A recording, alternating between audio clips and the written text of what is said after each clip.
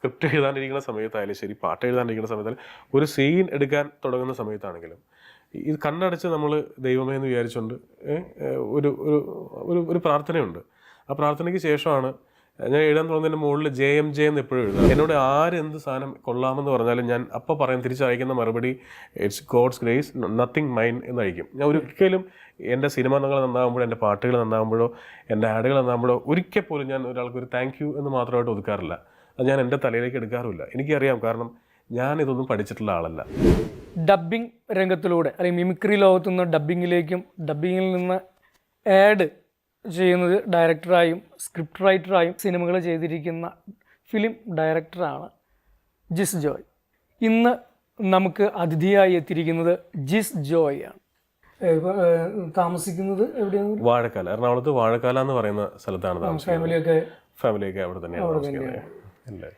പെട്ടെന്നൊരു film maker എന്നുള്ളൊരു ഇതിലെത്തിയതല്ല, ഒരു പാസ്റ്റ് എന്തായാലും ഇതിലേക്ക് എത്താനായിട്ട് ഉണ്ടായിരിക്കും. പിന്നെ അപ്പോൾ അതിനെക്കുറിച്ച് എന്തെങ്കിലുമൊക്കെ ഒന്ന് പറയാമോ? ഞാൻ ഫിലിം ഡയറക്ഷൻ പഠിച്ചിട്ടില്ല, സ്ക്രിപ്റ്റ് റൈറ്റിംഗ് ഒന്നും പഠിക്കാനായിട്ട് ഒരിടത്തും പോയിട്ടില്ല, അസിസ്റ്റന്റ് ഡയറക്ടറും ആയിട്ടില്ല.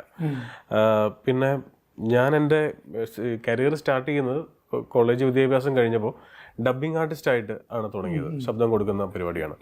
അപ്പോൾ അത് ആ സമയത്ത് ഞാൻ പറഞ്ഞത് 2000-2001 ധാരാളം മെഗാ സീരിയലുകൾ എറണാകുളത്തുനിന്ന് പോയിരുന്നു.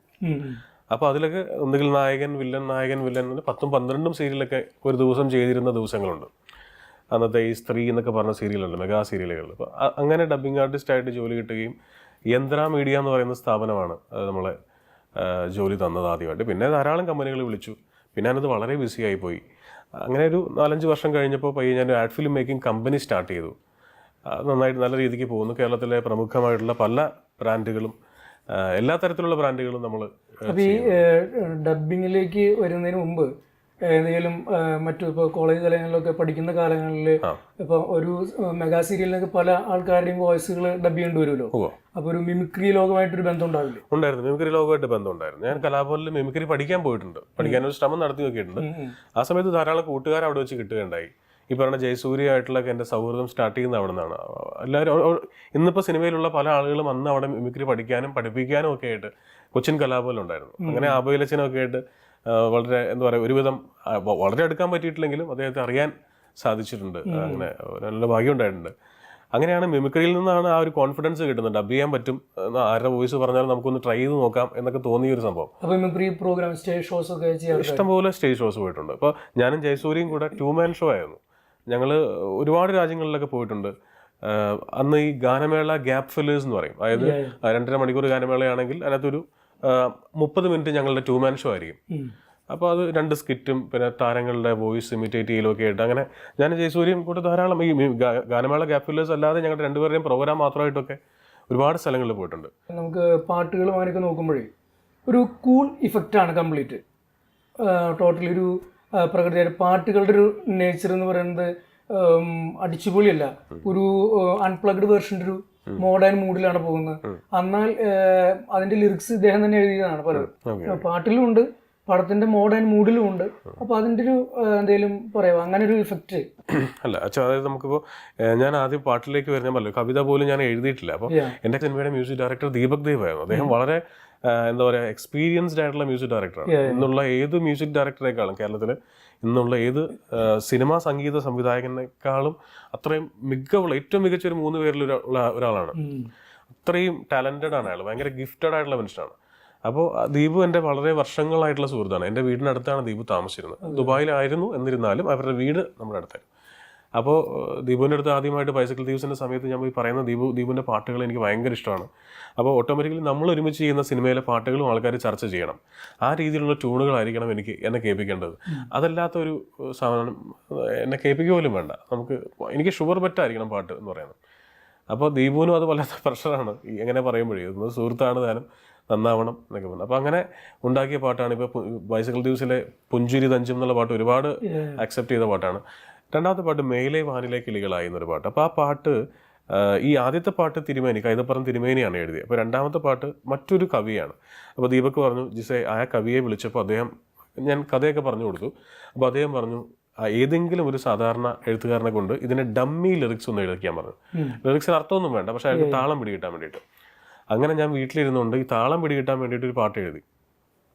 ചുമ്മാ അധികം ആലോചിക്കാതൊക്കെ എഴുതിയ പാട്ടാണ്, ഒരു മണിക്കൂർ കൊണ്ടൊക്കെ എഴുതി തീർന്ന പാട്ടാണ് അത്. അപ്പോൾ തന്നെ ദീപക് ദേവിന് സ്ക്രീൻഷോട്ട് എടുത്ത് അയച്ചു കൊടുത്തു. അപ്പോൾ ദീപക് ദേവ് പറഞ്ഞു ഇതാരെ കൊണ്ട് എഴുതിച്ചു എന്ന് പറഞ്ഞു. ഇത് ഞാൻ എഴുതിയ അദ്ദേഹത്തിന് വേണ്ടി എഴുതിയതാന്ന് പറഞ്ഞു. എടോ, ഇതല്ലേ താൻ ഇത്ര നേരം പറയാൻ ശ്രമിച്ച പാട്ട്, ഇതിനകത്ത് താൻ പറയാൻ ശ്രമിച്ച കാര്യങ്ങളെല്ലാം ഉണ്ടല്ലോ, അയാളുടെ വിഷമവും സങ്കടവും പ്രണയവും ഒക്കെ അതിനകത്തുണ്ടല്ലോ. ഇത് താൻ എത്ര നേരം കൊണ്ട് എഴുതി? നമ്മൾ ഒരു മണിക്കൂർ എടുത്തുള്ളൂ, താളം മാത്രം മീറ്റർ മാത്രം കറക്റ്റായി. ഇത് താൻ ഒരു കാര്യം ചെയ്യും, ഒരു ദിവസം കൂടി എടുത്തങ്ങ് എഴുതിക്കോ, നമുക്ക് മറ്റേ വിട്ടേക്കാം, ഇത് മതി എന്ന് പറഞ്ഞു. അപ്പോൾ എനിക്ക് ഭയങ്കര സന്തോഷം തോന്നി. കാരണം പാട്ട് എഴുതുക എന്ന് പറയുന്നത് പണ്ടേ എനിക്ക് ഇഷ്ടമുള്ളൊരു കാര്യമാണ്. വെച്ചാൽ ഒരുപാട് ആഗ്രഹമുള്ള കാര്യമാണ്. ഉള്ളിൽ സംഗീതം ഇല്ലാതെ നമുക്കത് ചെയ്യാൻ പറ്റില്ല. പക്ഷെ ഇത് നമ്മൾ അറിഞ്ഞിട്ടില്ല. നമ്മൾ അത് പറഞ്ഞു, കോളേജിൽ സ്കൂളിൽ പഠിക്കുമ്പോൾ നമ്മളത് ഒരു പ്രാവശ്യം പോലും ട്രൈ ചെയ്ത് നോക്കിയിട്ടില്ല. ഇത് പറ്റുമെന്ന് നോക്കിയാലല്ലേ നമുക്ക് അറിയത്തുള്ളൂ ഇത് പറ്റുമല്ലോ എന്നുള്ളത്. പക്ഷേ നമ്മൾ അപ്പോഴും ഈ കിട്ടാവുന്ന കാസറ്റുകളും, അന്ന് കാസറ്റുകളാണല്ലോ, ഈ വയലാറിൻ്റെയും ഇങ്ങനെ ബാബുരാജ് സാറിൻ്റെ അങ്ങനെ ഒരുപാട് കിട്ടുന്ന കാസറ്റുകളൊക്കെ വാങ്ങി അതിൻ്റെയൊക്കെ പഴയ പാട്ടുകളുടെ ഒരു ആരാധന ഞാൻ മാത്രമല്ല ഒരുപാട് ആളുകൾ.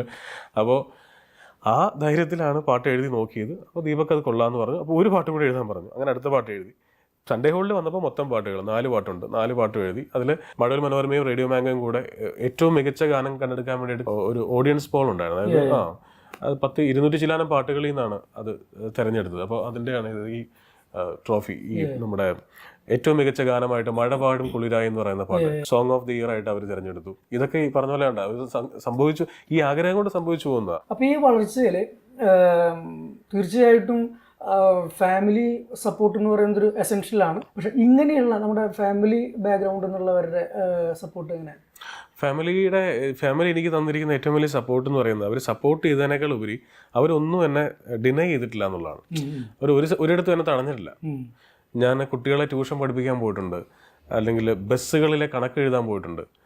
ഇതൊക്കെ ഒരുപക്ഷെ എൻ്റെ അപ്പനെ അറിയാമായിരുന്നു എന്ന് എനിക്ക് അറിഞ്ഞൂടാ. കാരണം പുള്ളി ചിലപ്പോൾ, പക്ഷെ അമ്മയോട് ഞാൻ എല്ലാം ഷെയർ ചെയ്യുമായിരുന്നു ഇത്. കാരണം അപ്പച്ചൻ പ്രശ്നം എന്ന് വെച്ചാൽ അയ്യോ അവൻ അതിൻ്റെ ആവശ്യമുണ്ടോ, ഞാൻ കാരണം കോളേജിൽ പഠിക്കുമ്പോൾ എനിക്കത് സെൽഫ് സപ്പോർട്ടഡ് ആവണമെന്ന് എനിക്ക് നിർബന്ധമുണ്ട്. അത് ഒരിക്കൽ പോലും എൻ്റെ പാരൻസും എൻ്റെ വീട്ടുകാരും എന്നെ അതിനെ നിർബന്ധിച്ചിട്ടില്ല. അവരത് ഡിമാൻഡ് ഒന്നും അതിൻ്റെ ആവശ്യമില്ലായിരുന്നു നമുക്ക്. കാരണം ഞങ്ങൾ 2 മക്കളേ ഉള്ളൂ, അങ്ങനെ വലിയ പ്രശ്നങ്ങളൊന്നുമില്ല. പക്ഷെ എന്നിരുന്നാലും എനിക്ക് നിർബന്ധമുണ്ട് പ്രീ ഡിഗ്രി ആയപ്പോൾ മുതൽ ഇത് ഞാൻ സെൽഫ് സപ്പോർട്ടഡ് ആവണം. വെച്ചാൽ എനിക്ക് എൻ്റെ ഫാമിലിയുടെ കയ്യിൽ നിന്ന് പഠിക്കാനുള്ള പണമെങ്കിലും ഞാൻ കണ്ടെത്തണം, ഞാനായിട്ട് കണ്ടെത്തണം. അവരായിട്ട് ഒരിടത്ത് പോലും എൻ്റെ ഫീസ് അടയ്ക്കാതിരിക്കുകയോ അല്ലെങ്കിൽ എനിക്ക് പൈസ തരാതിരിക്കുകയോ എനിക്ക് സിനിമയ്ക്ക് പോകാനോ എനിക്ക് ടൂർ പോകാനോ ഒന്നിനും എന്നെ തടഞ്ഞിട്ടില്ല, എനിക്ക് തരാതിരുന്നിട്ടില്ല. പക്ഷേ ഒരു പോയിന്റിൽ എപ്പോഴും എനിക്ക് തോന്നി ഞാനത് ചെയ്യണം. അങ്ങനെ വർക്കീസ് ബേക്കറി ഇല്ലേ, വർക്കീസ് ബേക്കറിയിലെ സെയിൽസ്മാൻ ആയിരുന്നു. അതായത് ഞാൻ പ്രീ ഡിഗ്രിക്ക് പഠിക്കുമ്പോൾ 6 to 9 വൈകുന്നേരം 6 മണി മുതൽ 9 മണി പാർട്ട് ടൈം. അവിടെയുള്ള കുട്ടികളെല്ലാം എന്നെപ്പോലെ പല കോളേജുകളിൽ പഠിക്കുന്ന LLB പഠിക്കുന്നവരുണ്ട്, എല്ലാം ഉണ്ട്. ഞാൻ പഠിച്ചത് സെന്റ് തോമസ് പ്രൈവറ്റ് ആയിട്ട്. ഞാൻ പഠിക്കാൻ വളരെ മോശമായിരുന്നു. സ്കൂളിലൊക്കെ എന്നെ 100% വിജയം എന്നൊക്കെ പറഞ്ഞുകൊണ്ട് വീടിനടുത്തുള്ള സ്കൂളിൽ നിന്ന് തന്നെ സിറ്റിയിലുള്ള സ്കൂളിലേക്ക് അവർ പറഞ്ഞു വിട്ടില്ല, അവർക്ക് വിശ്വാസമില്ലാത്തതുകൊണ്ട്. ഞാനൊരു വളരെ ആവറേജിൽ താഴെയുള്ള സ്റ്റുഡൻ്റ് ആയിരുന്നു. എൻ്റെ പ്രോബ്ലം എനിക്ക് ഈ ഒരു സാധനത്തിൽ കോൺസെൻട്രേറ്റ് ചെയ്യാൻ പറ്റില്ല. സ്കൂളിലും കോളേജിലും പഠിക്കുമ്പോൾ ക്ലാസ് എടുക്കുമ്പോൾ പെട്ടെന്ന് നമ്മൾ ഇമാജിനേഷൻ വേറൊരു ഇമാജിനറി ഒരു ലോകത്തേക്ക് പോകും. നമ്മുടെ ഡ്രീംസ്, ചിലപ്പോൾ ചില കഥകൾ, ചില വിഷ്വൽസ്, ഫിസിക്സും കെമിസ്ട്രിയും ബയോളജി പോലത്തെ സബ്ജക്റ്റ് കണക്കൊന്നും എനിക്ക് ശ്രദ്ധിക്കാനും പറ്റില്ല. സാർ അവിടെ സംസാരിച്ചു തുടങ്ങിയാൽ ചിലപ്പോൾ എന്നെ നോക്കിയിരുന്ന ഒരാൾക്ക് മനസ്സിലാവില്ല ഞാൻ ഇവിടെ അല്ല എന്നുള്ള കാര്യം. ഒരു ഗ്രേസ്ഫുൾ, ഒരു സ്പിരിച്വൽ മൂഡാണ് ഇവിടെ മൊത്തം കാണുന്നത്. അപ്പോൾ ആ ഒരു ഇതാണ് ഇതിന് എല്ലാറ്റിനും മുകളിൽ വേണമെങ്കിൽ എന്ന് എനിക്ക് തോന്നുന്നു. ഇവിടെ വന്നപ്പോൾ എനിക്ക് ഇയാളുടെ ഇതെന്ന് മനസ്സിലാവുന്നു. അപ്പോൾ എന്ത് പറയാം അതിനെക്കുറിച്ച്? അല്ല, ഞാൻ പറഞ്ഞു, ഞാൻ കൃത്യമായിട്ടുള്ള ഒരു സ്പിരിച്വലി ബ്രോട്ടപ്പ് ആയിട്ടുള്ള ഒരാളാണ്. അപ്പം എൻ്റെ വീട്ടിലൊക്കെ എൻ്റെ ഓർമ്മയുള്ള കാലം മുതലേ കൊന്ത ചൊല്ലാത്ത ദിവസങ്ങളില്ല. ഒരു വൈകുന്നേരത്തെ ഒരു 3/4 മണിക്കൂർ മുതൽ 1 മണിക്കൂർ വരെ ഒരു കൊന്തയെ എത്രമാത്രം നമുക്ക് വലിച്ച് എക്സ്പാൻഡ് ചെയ്യാൻ പറ്റും അത്രത്തോളം വലിച്ച് 3 പാട്ട് ഫ്രണ്ടിൽ, 3 പാട്ട് ബാക്കിൽ, മറ്റേ ലുത്തിനിയ എന്നൊക്കെ പറഞ്ഞുകൊണ്ട് ഇത് നമുക്ക് ഓർമ്മ വെച്ച കാലം മുതൽ ഇപ്പോഴും ഉണ്ട്. മുടങ്ങാതെ പോകുന്ന കാര്യമാണ് വീട്ടിൽ, എല്ലാ ദിവസവും മുടങ്ങാതെ. അതിനൊക്കെ ശക്തി ഉണ്ടെന്ന് വിശ്വസിക്കുന്ന ഒരാളാണ് ഞാൻ. അപ്പോൾ പ്രത്യേകിച്ച് എൻ്റെ അപ്പനും അമ്മയും ഒക്കെ അങ്ങനെയാണ് നമ്മളെ വളർത്തിയത്. അപ്പോൾ അതുകൊണ്ട് തന്നെ കൃത്യമായ വേദപഠനം, വേദോപദേശം, എല്ലാവരെയും സ്നേഹിക്കുക എന്നൊക്കെ പറയുന്ന പരിപാടിയിലൂടെ ഞാൻ പറഞ്ഞല്ലോ, ഞാൻ ഒരു റിലീജിയസ് എന്നതിനപ്പുറം ഒരു വളരെ സ്പിരിച്വലി എന്ന് പറഞ്ഞ് അതിനെ കാണാൻ ഇഷ്ടപ്പെടുന്ന ഒരു പ്രത്യേകിച്ച് ദൈവം എന്ന് പറയുന്നത് ഒരു ചട്ടക്കൂട്ടിൽ നിർത്തിയ ഒരാളല്ല എന്ന് കരുതി ജീവിക്കുന്ന ഒരാളാണ് കേട്ടോ. അപ്പോൾ ഈ ഞാൻ പറഞ്ഞല്ലോ, ഇത് എഴുതാനിരിക്കുന്ന സമയത്ത്, സ്ക്രിപ്റ്റ് എഴുതാനിരിക്കുന്ന സമയത്തായാലും ശരി, പാട്ട് എഴുതാനിരിക്കുന്ന സമയത്തായാലും, ഒരു സീൻ എടുക്കാൻ തുടങ്ങുന്ന സമയത്താണെങ്കിലും ഇത് കണ്ണടച്ച് നമ്മൾ ദൈവമേ എന്ന് വിചാരിച്ചുകൊണ്ട് ഒരു ഒരു ഒരു പ്രാർത്ഥനയുണ്ട്. ആ പ്രാർത്ഥനയ്ക്ക് ശേഷമാണ് ഞാൻ എഴുതാൻ തുടങ്ങുന്നതിൻ്റെ മുകളിൽ JMJ എന്ന് എപ്പോഴും എഴുതാറുണ്ട്. അതിന് ശേഷമാണ് എഴുതാൻ തുടങ്ങുന്നത്. അപ്പോൾ ഞാൻ എപ്പോഴും ആഗ്രഹിക്കുന്നൊരു കാര്യം, എനിക്ക് ആളുകളോട് നല്ലത് പറയാൻ വേണ്ടിയിട്ടാണ് ഞാൻ സിനിമ എന്ന് പറയുന്ന മീഡിയം തിരഞ്ഞെടുത്തത്. ഏത് സിനിമ വരെ ചെയ്താലും അതിലൊരിക്കലും അസഭ്യങ്ങൾ ഉണ്ടാവില്ല. അതെനിക്ക് നിർബന്ധമുള്ള കാര്യമാണ്. ഞാൻ അതുപോലെ ഫാമിലീസിന് അത് എൻജോയ് ചെയ്യാൻ പറ്റണം. ഫാമിലീസ് വന്ന് നാണക്കേടുണ്ടാവരുത്, ഫാമിലിക്ക് നാണം കെടരുത്. കുട്ടികളും അച്ഛനും മുത്തശ്ശനും മുത്തശ്ശിയും ഒക്കെ ആയിട്ട് ഒരുമിച്ചിരുന്ന് കാണാൻ പറ്റണം. അപ്പോൾ അതുകൊണ്ട് എനിക്ക്, നമ്മളിപ്പോൾ സുവിശേഷം എന്ന് പറയില്ലേ, ഒരാൾക്ക് കൊടുക്കുന്ന പ്രത്യാശയാണ് സുവിശേഷം. അല്ലെങ്കിൽ നമുക്ക് നമ്മൾ എഴുതുന്ന ഒരു മണ്ടത്തരം കൊണ്ടോ, ഒരു പാട്ട് കൊണ്ടോ, ഒരു വരി കൊണ്ടോ, ഒരു വാചകം കൊണ്ടോ, ഒരു കഥ കൊണ്ടോ ഒരാളുടെ ജീവിതത്തിൽ എന്തെങ്കിലും പോസിറ്റീവായിട്ടുള്ളൊരു പരിവർത്തനം ഉണ്ടാക്കാൻ പറ്റണേ എന്ന് വളരെ ആഗ്രഹിച്ചിട്ടാണ് ഞാൻ ഈ പ്രൊഫഷൻ തിരഞ്ഞെടുത്തത്. എനിക്ക് തോന്നുന്നു എൻ്റെ ആഗ്രഹം കൊണ്ടായിരിക്കും, എൻ്റെ കഴിവെന്ന് പറയുന്നത്.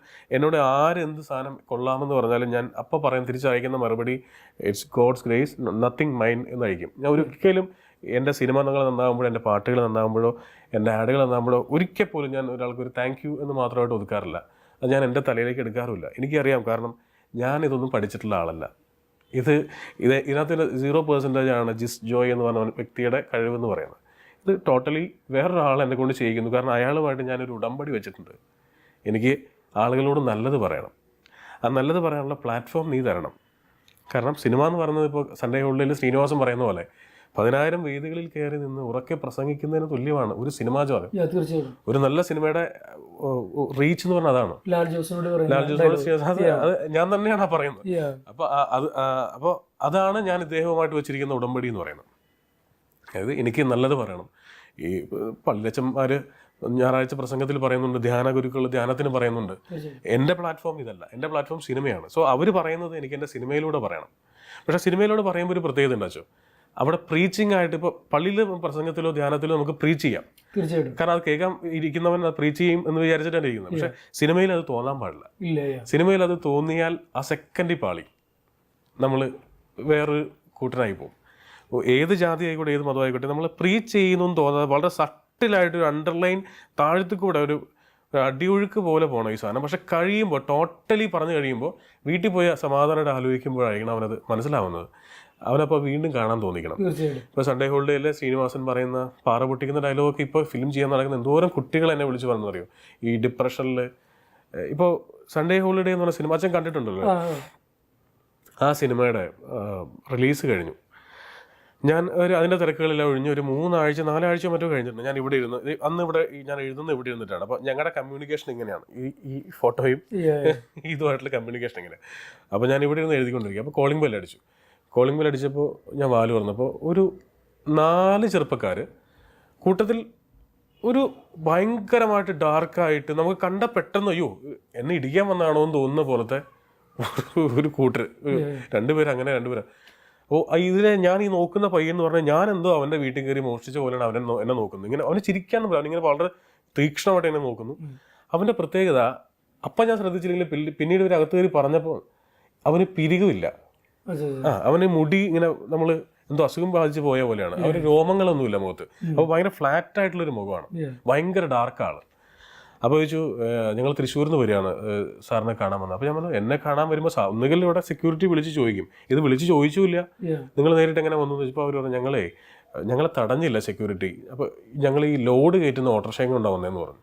അപ്പോൾ എനിക്ക് മൊത്തത്തിൽ എന്തൊരു പന്തികേട് ഫീൽ ചെയ്തു. ഞാൻ ഇവിടെ താമസിക്കുന്നത് എങ്ങനെ അറിയാമെന്ന്, അതൊക്കെ ഞങ്ങൾ അന്വേഷിച്ചറിഞ്ഞു. എന്നെ കാണാൻ തന്നെ തൃശ്ശൂരിൽ നിന്ന് വന്നാണെന്ന് ചോദിച്ചു. ആ, എന്താണ് ആവശ്യം എന്ന് ചോദിച്ചു. ഞങ്ങൾ സൺഡേ ഹോളിഡേ കണ്ടു എന്ന് പറഞ്ഞു. വരുമെന്ന് പറഞ്ഞു. ഞാൻ അകത്തേക്ക് കയറ്റിയിരുത്തി. അപ്പോൾ എന്താ കാര്യം എന്ന് വെച്ച് വരുമെന്ന്. ഈ മറ്റവൻ ചിരിക്കുന്നില്ല കേട്ടോ, ബാക്കി 3 പേര് എൻ്റെ അടുത്ത് ഇങ്ങനെ ചിരിക്കുന്നേക്കേ ഉള്ളൂ. അപ്പോൾ ഈ കൂട്ടുകാരൻ്റെ പേര് പറഞ്ഞു. ഇവൻ്റെ പേര് ഇതാണ്, തൃശ്ശൂരാണ്. അവനിങ്ങനെ ഒരു ഹോം അപ്ലയൻസസ് ഷോപ്പിൽ വർക്ക് ചെയ്യുകയാണ്. ഒരു പെൺകുട്ടീനെ ഇവൻ കഴിഞ്ഞ 10 വർഷമായിട്ട് പ്രേമിക്കുകയായിരുന്നു. അവൾക്ക് മൊബൈൽ ഫോണുകൾ വാങ്ങിച്ചു കൊടുക്കുന്നു. 2 പേരുടെ വീടുകളിൽ ഇതറിയാം. വളരെ എന്താ പറയുക, പ്യുവറായിട്ടുള്ള അനുരാഗമാണ്, വെറും സമയം പോക്കല്ല. പക്ഷേ ഈ കഴിഞ്ഞ ഒരു 3-4 മാസം മുമ്പ് ആ പെൺകുട്ടിക്ക് കുറേ കൂടെ വലിയൊരു പ്രപ്പോസൽ വന്നപ്പോൾ അയാളെ കല്യാണം കഴിച്ച് പോയി. ഇവനോട് വന്ന് പറഞ്ഞ് മനസ്സിലാക്കിയിട്ട്. പക്ഷേ ഇവൻ അന്ന് മുതൽ ടോട്ടലി ഡിപ്രഷനിലാണ്.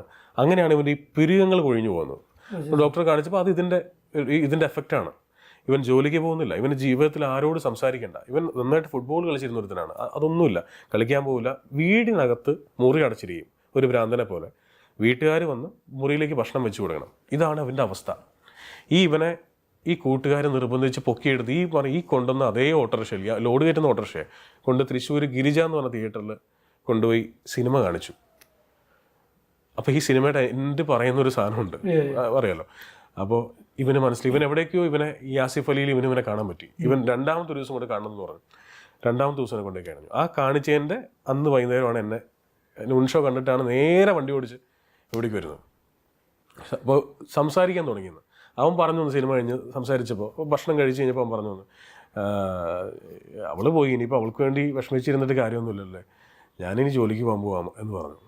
അപ്പോൾ അവർ ആ സന്തോഷത്തിൽ അങ്ങനെ ഡ്രൈവ് ചെയ്ത് വന്നിരിക്കുകയാണ്. ആ നിന്ന കുപ്പായത്തിൽ അവർ വന്നിരിക്കുകയാണ്. പള്ളിയിൽ പോയിട്ട് ഞാൻ ഇവിടെ നിന്ന് അങ്ങോട്ട് പറയുന്നതിനേക്കാളും കൂടുതൽ അവിടെ നിന്ന് ഇങ്ങോട്ട് കേൾക്കാൻ ഇഷ്ടപ്പെടുന്ന ഒരാളാണ്. അതിപ്പോൾ വേളാങ്കണ്ണി പള്ളി പോയാലും ശരി, ഏത് പള്ളിയിൽ പോയാലും ശരി, ഇടവക പള്ളിയിൽ പോയാലും ശരി, പ്രാർത്ഥനകൾ അങ്ങോട്ട് വളരെ കുറച്ചേ വരാറുള്ളൂ, കണ്ണടച്ചിരിക്കാറുള്ളൂ. ഇങ്ങോട്ട് എന്തെങ്കിലും കേൾക്കുന്നുണ്ടോ, ഇങ്ങോട്ട് എന്തെങ്കിലും അദ്ദേഹത്തിന് പറയാനുണ്ടോ എന്നുള്ളത് അതിനുള്ളൊരു വേദിയായിട്ടാണ് ഞാൻ പള്ളീനെ ഒക്കെ കാണുന്നത്. അതെ. അപ്പോൾ അതുകൊണ്ട് തന്നെ ജീവിതത്തിൽ എന്ത് സംഭവിക്കുമ്പോഴും അത് എൻ്റെ ആഗ്രഹമല്ല. ഇങ്ങനൊരു കാരണം ഇപ്പോൾ ബാക്കോട്ട് ആലോചിക്കുമ്പോൾ എന്നെ റിജക്റ്റ് ചെയ്ത, ഞാൻ കരഞ്ഞ നിമിഷങ്ങൾ, എൻ്റെ കോൺസെപ്റ്റ് കൊള്ളില്ല എന്ന് പറഞ്ഞ് വലിച്ചെറിഞ്ഞ സാധനങ്ങൾ, ഇതൊക്കെ ഇപ്പോൾ അതുകൂടെ പറഞ്ഞ് നമുക്ക് അവസാനിപ്പിക്കാം. ഒരു വലിയ സ്ഥാപനത്തിൽ ചെന്നു. എൻ്റെ ആഡ് ഫിലിം മേക്കിങ്ങിൻ്റെ തുടക്കകാലമാണ്. അത്രയും വലിയ സ്ഥാപനത്തിൽ ഞാൻ പറഞ്ഞു, ഒരു ഓഫീസ് പോലും ഇല്ലാത്ത എനിക്ക് അത്രയും വലിയ സ്ഥാപനത്തിൻ്റെ ആഡ് കിട്ടുക എന്ന് പറഞ്ഞാൽ ഭയങ്കര ടഫാണ്. എനിക്ക് 22-23 വയസ്സേ ഉള്ളൂ. അന്ന് ഞാൻ പറഞ്ഞ കഥ കേട്ടിട്ട് ഈ മാർക്കറ്റിംഗ് ഡിപ്പാർട്ട്മെൻറ്റ് എല്ലാവരും, അത് ഒരാൾ ഒരു തൊപ്പി എടുത്ത് എൻ്റെ തലയിൽ വെച്ച് വന്നു, ഇതിരിക്കട്ടെ എന്ന് പറഞ്ഞുകൊണ്ട്. അവർക്ക് അത്ര ഇഷ്ടപ്പെട്ടു. അപ്പോൾ ജീവിതത്തിൽ ആദ്യത്തെ പരസ്യമാണ് സംഭവിക്കാൻ പോകുന്നത്. ഭയങ്കരമായിട്ട് ഇഷ്ടപ്പെട്ടു. അപ്പോൾ അവർ പറഞ്ഞു, ഇത് ഗംഭീരം, ഞങ്ങൾ ഈ കോൺസെപ്റ്റ് എങ്ങനെ ആൾക്കാരിലേക്ക് എത്തിക്കാമെന്ന് ചോദിച്ചിട്ടുണ്ടെങ്കിൽ, പക്ഷേ ഇത് വളരെ രസമായിട്ട്, ഇത് വർക്കൗട്ട് ചെയ്യാൻ പറ്റില്ലെന്ന് ചോദിച്ചപ്പോൾ ഉറപ്പായിട്ടും വർക്കൗട്ട് ചെയ്യാം. അപ്പോൾ ടെക്നിക്കൽ ക്രൂ ആരൊക്കെയെന്ന് ചോദിച്ചു. അപ്പോൾ ഞാൻ ഈ പറഞ്ഞ അന്നത്തെ ഈ ആഡ് ഫിലിം ചെയ്യുന്ന ക്യാമറാമാനും ആർട്ട് ഡയറക്ടറും ഒക്കെ പേര് ബജറ്റ് കൊടുക്കാൻ പറഞ്ഞു. അങ്ങനെ ഞാൻ ഒരാഴ്ചത്തെ സംഭവത്തിന് ശേഷം ബജറ്റ് വർക്ക് ചെയ്ത് കൊടുത്തു. അപ്പോൾ അവർ ഈ ബജറ്റ് നോക്കിയിട്ട്, നമ്മളിത് പേടിച്ചാൽ കൊടുക്കണേട്ടോ, ഈ ബജറ്റ് അപ്രൂവ് ആവുമെന്നുള്ളത്. ഈ നോക്കിയിട്ട് ഈ വർക്ക് അവർ റിജക്റ്റ് ചെയ്യാണ്. ആ റിജക്റ്റ് ചെയ്യുന്ന റീസൺ ബജറ്റ് കുറഞ്ഞു പോയി എന്നുള്ളതാണ്. അന്ന് എനിക്കത് ഗ്രഹിക്കാൻ പറ്റിയില്ല. ഭയങ്കര വിഷമം എന്ന് വെച്ചാൽ എനിക്ക് ഭയങ്കര സങ്കടം തോന്നിപ്പോയി. ഒരു 22 വയസ്സുകാരൻ്റെ അവസ്ഥയാണെന്ന് ആലോചിച്ചോളൂ. ഇത്രയൊന്നും നമ്മളൊന്നിൽ കൊണ്ടും മെച്ചൂർഡായിട്ടില്ല. പക്ഷേ അച്ചോ, ഞാൻ വളരെയധികം ഇതിനെക്കുറിച്ച് മനസ്സിലാക്കി 500 പരസ്യങ്ങൾ ഡയറക്റ്റ് ചെയ്തു. ഈ സമയത്ത് തിരിഞ്ഞാലോചിക്കുമ്പോൾ എനിക്ക് കൃത്യമായിട്ട് മനസ്സിലാവുന്നുണ്ട്, അന്ന് അത് അപ്രൂവ് ആയിരുന്നെങ്കിൽ അന്ന് എനിക്കൊരു 4-5 ലക്ഷം രൂപ ഒരൊറ്റ പ്രോജക്റ്റ് കൊണ്ട് കടമുണ്ടായേനെ. കാരണം എൻ്റെ അറിവില്ലായ്മ കൊണ്ട്, ഇതിനെക്കുറിച്ച് അറിയില്ലല്ലോ. ഞാൻ കൊടുത്ത കോട്ട് വളരെ കുറവായിരുന്നു. അത്രയും വലിയൊരു പരസ്യം ആ കോട്ടിൽ ഉണ്ടാക്കാൻ പറ്റില്ല. ഇത് കോർപ്പറേറ്റാണ്. ഞാൻ ഇന്ത്യ മുഴുവൻ അറിയപ്പെടുന്ന സ്ഥാപനമാണ്. കോൺട്രാക്ട് സൈൻ ചെയ്ത് കഴിഞ്ഞാൽ നമ്മൾ ഔട്ട് കൊടുത്തേ പറ്റുള്ളൂ. അപ്പോൾ അന്ന് ഈ 22 വയസ്സുള്ള ഒരാളെ സംബന്ധിച്ചോളം എനിക്ക് 4-5 ലക്ഷം രൂപ ഒരു പ്രൊജക്റ്റ് കൊണ്ട് കടമുണ്ടാവുക എന്ന് പറഞ്ഞാൽ ഞാൻ അതോടുകൂടി വാഷ് ഔട്ടായി. ഞാൻ എന്നേക്കുമായിട്ട് ഈ പ്രൊഫഷനെ വെറുക്കും. അപ്പോൾ ചില കാര്യങ്ങൾ നമ്മളോട് നോ പറയുന്നത്, ചില കാര്യങ്ങൾ നമ്മുടെ മുന്നിലൂടെ വലിച്ചെറിയുന്നത്, ചില കാര്യങ്ങൾ നമ്മുടെ മുമ്പിൽ കീറിക്കളയുന്നത് ഒരിക്കലും നമ്മുടെ മോശത്തിന് വേണ്ടിയിട്ടുള്ള കാര്യമല്ല. അത് ചിലപ്പോഴല്ല 150% നമ്മുടെ വളരെയധികം നമ്മളെ സൂക്ഷ്മതയോടെ കാണുന്ന ദൈവത്തിൻ്റെ ഭയങ്കരമായിട്ടുള്ള ഇടപെടൽ കൊണ്ട് മാത്രമാണെന്ന്, ബെറ്റർ ആൻഡ് ബെസ്റ്റ് ഓപ്പർച്യൂണിറ്റിക്ക് വേണ്ടി തരുന്ന അവസരങ്ങളാണ്. ആ ഒരു കൃത്യമായ ധാരണയുള്ളതുകൊണ്ട്, അങ്ങേരെ എന്നെ കൈവിടില്ല എന്നുള്ള ധാരണയുള്ളതുകൊണ്ട് ഈ പറയുന്ന പോലെ ഒരു സങ്കടവുമില്ല, ഒരു പ്രശ്നവുമില്ല. എൻ്റെ ആദ്യത്തെ ഞാൻ ഒരു കുറേ ഇടവേളയ്ക്ക് ശേഷം ഒറ്റയ്ക്കുള്ളൊരു കമ്പനി സ്റ്റാർട്ട് ചെയ്തു, ലൈറ്റ്സ് ഓൺ പ്രൊഡക്ഷൻസ് എന്നുണ്ട്. അതിൻ്റെ ആദ്യത്തെ പരസ്യത്തിൻ്റെ ഷൂട്ടിങ് അതിരപ്പള്ളിയിൽ നടക്കുകയാണ്. ആദ്യത്തെ പരസ്യമാണ്. ഒറ്റയ്ക്ക് മാറിയതിന് ശേഷം പാർട്ട്നേഴ്സ് ഒന്നുമില്ല, ഒറ്റയ്ക്കാണ്. അന്ന് ക്ലൈൻറ്റുണ്ട്, ക്ലൈൻറ്റിൻ്റെ വൈഫുണ്ട്, അവരെല്ലാവരും ഉണ്ട്. പക്ഷേ ഈ അതിരപ്പള്ളി എന്ന് പറഞ്ഞ സ്ഥലത്തിന് ഒരു കുഴപ്പമുണ്ട്, വാഴച്ചാല് 3 മണി കഴിഞ്ഞാൽ മഴ പെയ്യും. ഈ കാര്യം എനിക്കറിയില്ലായിരുന്നു. ഞങ്ങൾ ഒബ്രോൺ മോളിലെ ഷൂട്ട് കഴിഞ്ഞിട്ട് ഇവിടെ നിന്ന്, കാരണം ആദ്യത്തെ പരസ്യമാണ്, ബജറ്റ് കൺസ്ട്രെയിൻസ് ഒക്കെ ഉണ്ട്, ചവിട്ടി പിടിച്ച് അവിടെ പോകുന്നു, അവിടെ ഷൂട്ട് ചെയ്തു, ഷൂട്ടിംഗ് തുടങ്ങി. എനിക്കൊരു 1 മണിക്കൂർ കൂടി ഉണ്ടെങ്കിൽ ഷൂട്ട് തീർക്കാം. മുംബൈ മോഡൽസാണ്. ഈ ഒരു ദിവസം കൊണ്ട് തീർത്തില്ലെങ്കിൽ എനിക്ക് ലക്ഷങ്ങൾ നഷ്ടം വരും. അതിരപ്പള്ളി ഫോറസ്റ്റിൻ്റെ ഒരു കുഴപ്പം, ഒരാഴ്ച മുൻപ് ഗവൺമെൻറ്റിൽ ട്രിവാൻഡ്രത്ത് കൊണ്ട് എഴുതി കൊടുത്ത് 25,000 രൂപ, അന്ന് 20,000, ഇപ്പം 50,000 ആണ്, 25,000 രൂപ കെട്ടിവെച്ചാലാണ് അപ്രൂവൽ കിട്ടുള്ളൂ. ഇന്ന് മഴ പെയ്താൽ നമുക്ക് നാളെ പോയി അവിടെ ഷൂട്ട് ചെയ്യാൻ പറ്റില്ല. നമുക്ക് അപ്രൂവൽ കിട്ടിയിരിക്കുന്നത് ഇന്നാണ്. 8-ാം തീയതിയാണ് അപ്രൂവൽ എങ്കിൽ 8-ാം തീയതി ഷൂട്ട് ചെയ്യണം. ഇനി അടുത്ത പെർമിഷൻ 17-ാം തീയതി കിട്ടുള്ളൂ. ഇങ്ങനെ നിൽക്കുന്ന സമയത്ത് 3 മണിക്ക് മഴയാണ്, ഭയങ്കര മഴ. അപ്പോൾ എല്ലാവരും കിട്ടിയ സ്ഥലത്തൊക്കെ കയറി നിൽക്കുന്നു. എൻ്റെ ക്ലൈൻറ്റ് എനിക്കറിയാം എന്നെ തന്നെ ഇങ്ങനെ നോക്കി നിൽക്കുന്നു. എല്ലാവരും എൻ്റെ അടുത്ത് വന്ന് ഷോ പറയുന്നു. അപ്പോൾ അയാൾ എൻ്റെ അടുത്തേക്ക് നടന്നു വരുമ്പോൾ ഞാൻ ചോദിക്കുന്നു അയാളോട്, എന്താ സാറേ ടെൻഷൻ അടിച്ചിരിക്കുന്നതെന്ന് ചോദിച്ചു. അപ്പോൾ അയാൾ പറഞ്ഞു, മഴ കാണാൻ പാടില്ലെന്ന് ചോദിച്ചു. നമ്മൾ മഴയൊക്കെ മാറും സാറേ, മഴയൊക്കെ മാറും. അപ്പോൾ അയാൾ ഇങ്ങനെ നോക്കുന്നു. അയാൾ ഭാര്യ തിരിച്ചു പോകുന്നു. 4:30 മഴ മാറുന്നില്ല. അയാൾ വീണ്ടുമ്പോൾ ജിസ് എന്ത് ചെയ്യും, മഴ മാറും സാറേ എന്ന് ഞാൻ പറയുന്നു. 6 മണിയായിട്ട് മഴ മാറിയില്ല. നമ്മുടെ ഇവിടെ തന്നെ 6 മണിയാകുമ്പോൾ ലൈറ്റ് പോകും, അവിടെയും ലൈറ്റ് പോയി, ഷൂട്ട് കാണുന്നില്ല. എനിക്ക് നെക്സ്റ്റ് ഇന്നത്തെ വലിയ ക്യാമറമാനാണ് ഷൈജു ഖാലിദ് എന്ന് പറഞ്ഞ ക്യാമറമാനാണ്. ഷൈജു വന്ന് എൻ്റെ അടുത്ത് പറയുന്നത്, ജിസേ തൻ്റെ ആദ്യത്തെ പരസ്യമാണ് എന്ന് വെച്ചാൽ ഒറ്റയ്ക്ക് തുടങ്ങുന്നത്. എനിക്കറിയാം കുറേ ക്യാമറക്കാരോട് ഞാൻ പറഞ്ഞോളാം, എൻ്റെ പൈസയും തരണ്ട, ഞങ്ങൾ നാളെ ഉച്ചവരെ കൊണ്ട് നമുക്ക് ഈ ഫോറസ്റ്റ് എന്നുള്ളത് മാറ്റി നമുക്ക് ബീച്ചാക്കാം. ഫോറസ്റ്റിൻ്റെ അത്യാവശ്യം കിട്ടാനുള്ള വിഷ്വൽ കിട്ടിയല്ലോ, നാളെ ഏതെങ്കിലും നമുക്കൊരു ബീച്ചിൽ പോയിട്ട് ഈ എപ്പിസോഡ് അങ്ങ് എടുത്ത് തീർക്കാം എന്ന് ഒരാൾ തോളത്ത് പിടിച്ച് പറയാണ്. വളരെ സന്തോഷം തോന്നി. അപ്പോൾ അന്നിരുന്നാലും എൻ്റെ കയ്യിൽ നിന്ന് കുറച്ചധികം പൈസ പോകും. നെക്സ്റ്റ് ഡേ ഷൂട്ട് പോവാണല്ലോ. ഇതെല്ലാം കഴിഞ്ഞ് ആഡിൻ്റെ ഔട്ട് കൊടുത്ത് ഞാൻ ഒന്നും ക്ലൈൻറ്റിനോട് പറയുന്നില്ല. അപ്പം ഞാൻ പറഞ്ഞതിനേക്കാളും ഇദ്ദേഹം എന്നോട് കമ്മിറ്റ് ചെയ്തതിനേക്കാളും കൂടുതൽ എമൗണ്ട് തന്നുകൊണ്ട് ഇയാൾ പറയാണ്, 2-ാമത്തെ ദിവസം പരസ്യം പോയില്ലേ, അപ്പോൾ അത് തൻ്റെ പോക്കറ്റിൽ നിന്ന് പോകുന്നത് ശരിയല്ല, എനിക്ക് വേണ്ടിയിട്ടാണല്ലോ തന്നോട് ഷൂട്ട് വെച്ച്, ആ പണം കൂടെ ഞാൻ തന്നോളാം.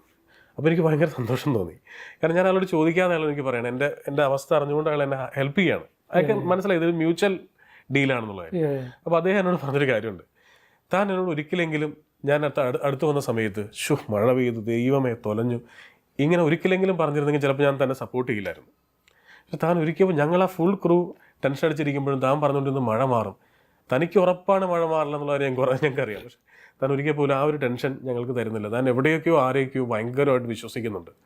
അപ്പോൾ തന്നെ എനിക്ക് കൈവിടാൻ പറ്റില്ല, തനിക്ക് വന്ന കോസ്റ്റ് എത്രയാണോ അത് ഞാൻ തന്നോളാം എന്ന് പറഞ്ഞു. ഇതാണ് ഞാൻ പറഞ്ഞത്. ആ ഒരു യെസ് എന്ന് പറഞ്ഞ സാധനം എൻ്റെ ജീവിതത്തിൽ ഞാൻ ഈ പഠിച്ചിട്ടില്ലാത്ത പരിപാടികളൊക്കെ ചെയ്യുമ്പോഴും അതിന് ഞാൻ പഠിച്ച ഏറ്റവും വലിയ കോഴ്സായിട്ട് ഞാൻ കാണുന്നതാണ്. ഒന്നിനോടും നോ പറഞ്ഞിട്ടില്ല, യെസ് എന്നുള്ള സംഭവമാണ്. അത് ഉള്ളിലുള്ളവൻ തരുന്നൊരു കരുത്താണ്.